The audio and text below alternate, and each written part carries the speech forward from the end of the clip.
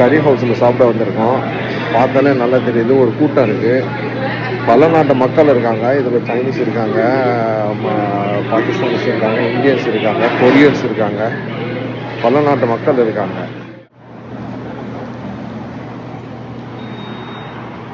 கறி house Indian Pakistan food opening. So order பண்ணிருக்கு. Garlic நான், பட்டர் நான், நார்மல் நான், கேரட். உங்களுக்கு பார்க்க முடியும் பல நாட்டு மக்கள் இருக்கிறத. ஸோ இங்கே தான் சாப்பிட வந்துருக்கோம். பிரியாணி